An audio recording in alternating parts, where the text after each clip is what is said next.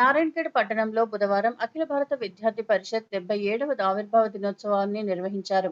ఈ సందర్భంగా విద్యార్థులు తహసీల్ మైదానం నుంచి రాజీవ్ గాంధీ చౌరస్తా వరకు ర్యాలీ నిర్వహించి మానవహారం ఏర్పాటు చేశారు.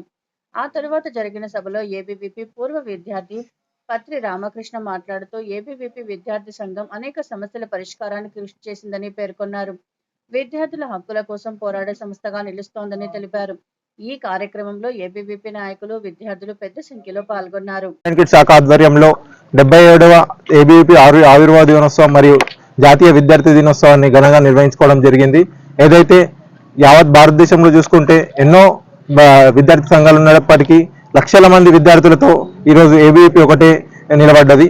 అలాగే తెలంగాణ రాష్ట్రంలో చూసుకున్న, తెలంగాణ రాష్ట్ర సాధన విషయంలో చూసుకున్న ఏబీవీపీ కీలక పాత్ర పోషించింది.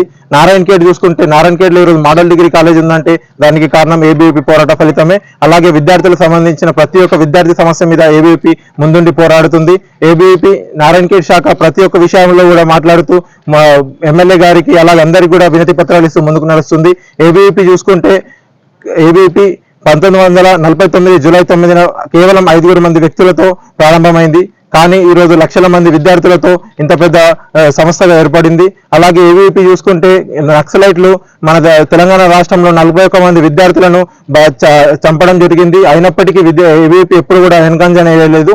ఏబీవీపీ దేశం కోసం, ధర్మం కోసం అనే నినాదంతో ప్రతి ఒక్క విద్యార్థి కూడా దేశం అభివృద్ధి చెందాలని, దేశం కోసం పనిచేయాలని, దేశం కోసం నిలబడాలనే ధైర్యాన్ని నింపుతూ ముందుకు నడుస్తుంది. జ్ఞానం, శీలం, ఏకత అనే 3 విషయాలను సిద్ధాంతంగా తీసుకొని ముందుకు నడుస్తున్న సంస్థ ఈరోజు ఏబీవీపీ ఉంది. ఏబీవీపీ రాబోయే రోజుల్లో కూడా నారాయణఖేడ్ సమస్యలే కానీ తెలంగాణ రాష్ట్రంలో ఉన్న సమస్యల మీద కూడా పోరాటం చేస్తుంది.